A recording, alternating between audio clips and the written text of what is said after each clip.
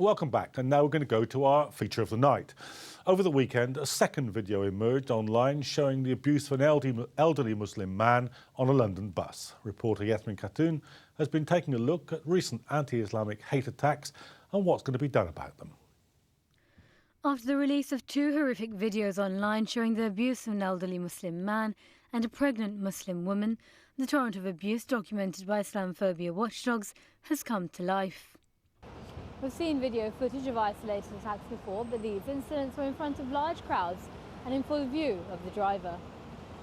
In a statement, TfL said, "This behaviour is completely unacceptable and will not be tolerated on our network. Passengers who use our services should be allowed to do so without fear of abuse, and we're working closely with Metro Line and the police to fully investigate this incident." Asif Sadiq is the president of the National Association of Police and plays an active role in tackling anti-Islamic hate crime. I asked him about the two incidents and if he thought they were isolated incidents. This is the thing, I mean, looking at figures which have been collated by various organisations like Tell Mama shows that there are more incidents taking place, but what the key thing is, we need people to come forward and report them. What was really interesting with the case of the pregnant woman was that social media played such a big part in raising awareness of the case and getting it reported. So I think, no, there probably are the cases, but it's important for the community to come forward, report them to the police, in order for the police to actually start addressing these and looking into it. I think the key thing is, always with anything like this, is to call the police. That's probably the best way forward, because, you know, intervening is not necessarily, you know, an option depending, because you don't know what's going to happen in the situation. You have to risk assess every situation. So we wouldn't want to encourage someone to get involved and it ends up being, you know, them getting hurt or anything like that. But the best thing is always to call the police or to alert the driver who can call the police. Following a petition last week, a woman has been arrested for the first incident, but the Metropolitan Police are still currently investigating the second one. Thought to be travelling through Tottenham in North London, the second of the two videos shows a man violently throwing his victim Zimmer frame off the bus whilst hurling abuse. He tells the Muslim man to go back to Turkey, and much more, which we cannot repeat or show due to its inflammatory and violent nature. Before leaving, the attacker tells other passengers to vote UKIP. For elderly and vulnerable Muslims, travelling on their own, London doesn't currently feel like the safest place. With anti-Islamic sentiment and attacks continually rising, more authoritative action is needed to ensure safety for all. Yasmin Khatun, The Report. Well, Transport for London spoke to us earlier today regarding that latest incident. Mike Weston, TfL's Director of Buses, said this type of behaviour will not be tolerated on our network. Our passengers must be allowed to travel without fear or verbal or physical assault. We will provide the police with every assistance as they investigate this totally unacceptable incident.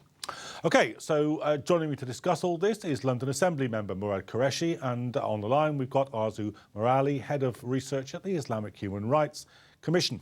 Welcome to the programme, both of you. Murad, it would be bad enough if these were isolated incidents, but the stats show they're not. They're both very vile video clips. But I actually think, let's acknowledge some credit. The Met did state only a few weeks back that there was a 60% odd increase in hate crime, and that they are already acknowledging that one section of hate crime is that aimed at Muslims, Islamophobia. So in some ways progress has been made in the acknowledgement of this. I'm also glad that TfL have put a very clear message, and also I want to make sure there's a clear message coming from the Greater London Authority, both the Assembly and the Merali office. I do know that the Police and Crime Committee this week will be looking at crime on the transport system, and this will no doubt get highlighted. I mean, as you say, credit where it's due. The very strong statements there coming from TfL, and as you say, the police are releasing these figures. It would be better news if those figures were going down. What do you think the police are doing about it, and are they doing enough? It's interesting. I mean, it's how you explain the increase, whether there's actually an increase in more hate crime aimed at Muslims, or whether people are more confident about reporting it. It strikes me with the two video clips that we've had a recent spate of video clips of violence against black people by the police in the States. Now, I don't know if that's a reflection of what was the reality anyway, or that they're increasing. I think we're in a similar kind of state of debate here.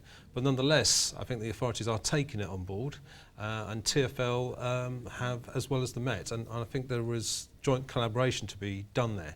And let's not forget, actually, also, the transport system is actually the safest part of London to be on. It's actually where we have the most policing, at least, and people collectively can police spaces as well. There's also aspects in both these clips of fighting for space on buses, which is another issue on itself. It's not, doesn't surprise me that we've got someone with a pram competing with someone on a Zimmer frame. It's totally unacceptable to throw a Zimmer frame out of a bus. But there should be enough space in those buses to accommodate both. Arzu, let me bring you into the conversation now. Do you have any sense of whether it is, as we've just been discussing, an increase in reporting of hate crime, or an actual increase in the hate crime itself? Well, I think the kind of discussion that's been had about, you know, the dubious aspect of reporting, is it just an increase in reporting, is the reason why for a long time we haven't used that methodology, and most long-term civil society organisations who've been working in this field for a good many years haven't either.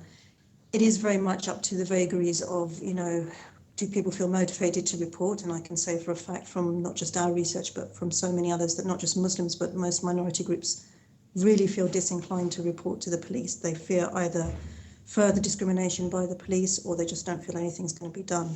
This is why we have adopted a survey method for many years, and we've been able to compare statistics now between 2010 and 2014. And so, yes, there is an increase. I can't give too many details because it's all embargoed, but we can see a very palpable sense of how not just the kind of attacks we've seen in social media, because they're in a way quite extreme, but, you know, general sort of levels of hatred and prejudice are very much on the rise. And I think that's really the key thing here.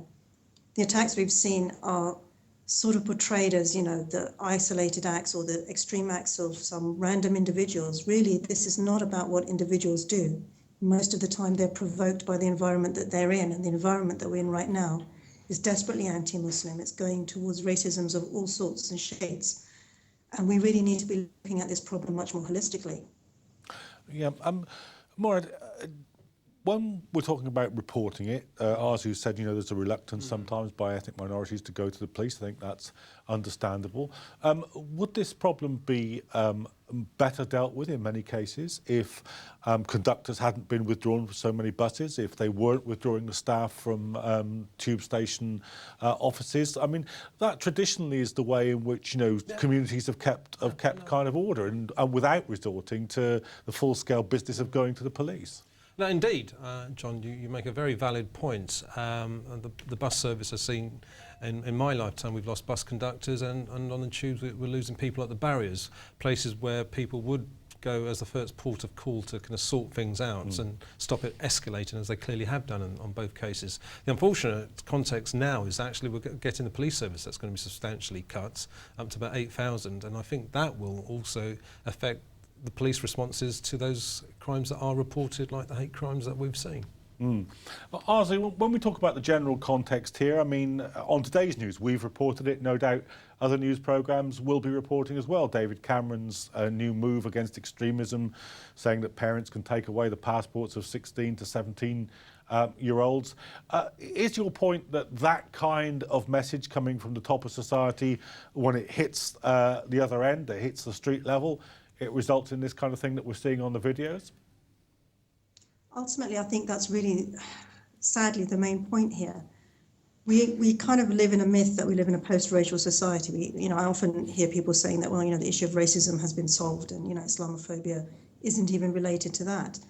Sadly, that's not the case. We still live in a society where there are very deeply held prejudices, which essentially trickle down either from the very top, you know, the echelons, whether it's government and the highest institutions, or through the kind of culture that's projected by parts of the media or substantial parts of the media, often not deliberately, things that are just ingrained and reproduce themselves.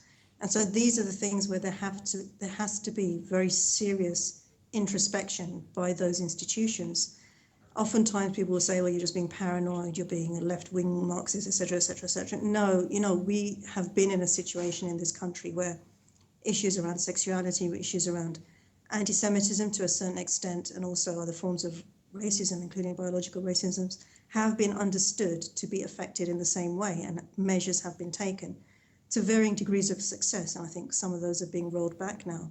But we really do have to hold leaders to account. We have to be saying, well, every time you say that, David Cameron, or even members of the opposition parties, X, Y, or Z, you are creating these problems on the ground. At the end of the day, we all internalize these ideas. They come in through many subtle forms, and we end up all projecting these forms of hatred. Murad, what do you reckon about this? Because, I mean, it's pretty clear that when there's somebody on a bus using ISIS as a reason for kicking off a pregnant Muslim woman, they get those ideas from somewhere. I mean, David Cameron will be bringing forward a bill to bomb ISIS in Syria. No doubt he'll be using that. I'm hoping my parliamentary colleagues in the Labour Party will at least block that.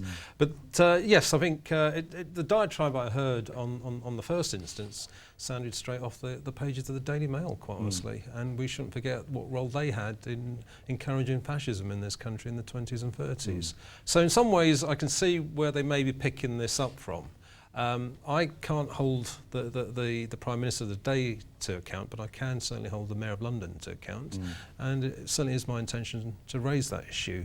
I've certainly done it in correspondence with the Met, and I feel reasonably confident with their responses that we're getting some idea of the extent of it being acknowledged by those authorities and as a separate classification altogether. But I really do think the real problem we're going to have in the foreseeable future is we have a police service which is actually pretty decimated, and even when people are reporting it, the capacity there to actually respond to them isn't quite there. And I think that's another context we shouldn't forget, that austerity is going to have an impact in our ability to deal with these vile instances on buses. Well, tell us a little bit about system. that. You say you've been in correspondence with the Met. What sensation do you get off them about how they're dealing with it? Is it simply that they are mindful that they have to record this, or is that moving all the way down the sort of chain of command to the point where they're actually after these people? I mean, given the video evidence, they could hardly do anything less in this case, but generally. Yeah.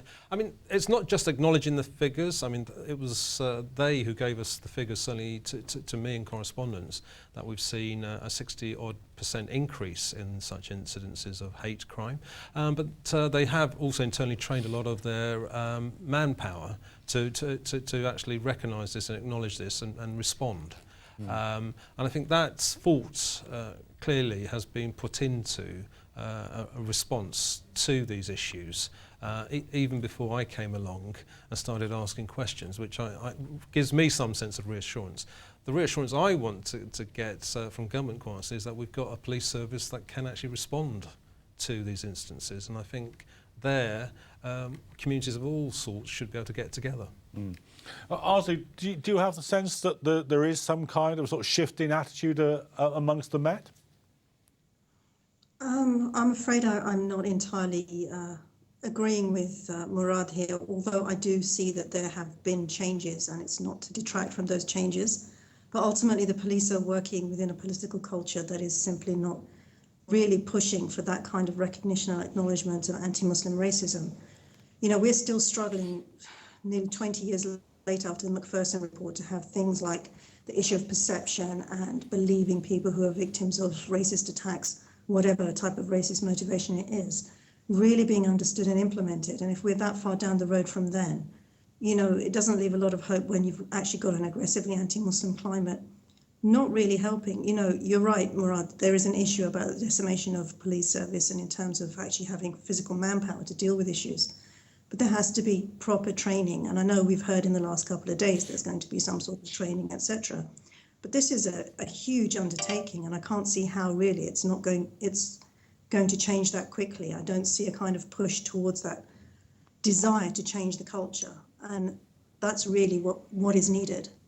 Okay, Arzu Merali and Murad Qureshi from the GLA, thanks very much for joining us. But I'm afraid we've run out of time for this episode of The Report. I want to thank all the guests on today's show, to thank you for taking the time to watch. Now, do remember, you can keep up with us on Twitter by following @IslamChannelCA and by using the hashtag The Report. But for now, we'll leave you with some scenes from the Croatian border with Slovenia, where hundreds of migrants wanting to cross the border are stranded in the rain. Some were allowed entry into the country, but others were stopped to limit the influx of about 2,500 people every day. They spent the night in the open trying to keep warm around fires and in makeshift shelters made out of blankets. Do join us tomorrow at the same time for the report. Till then, good night.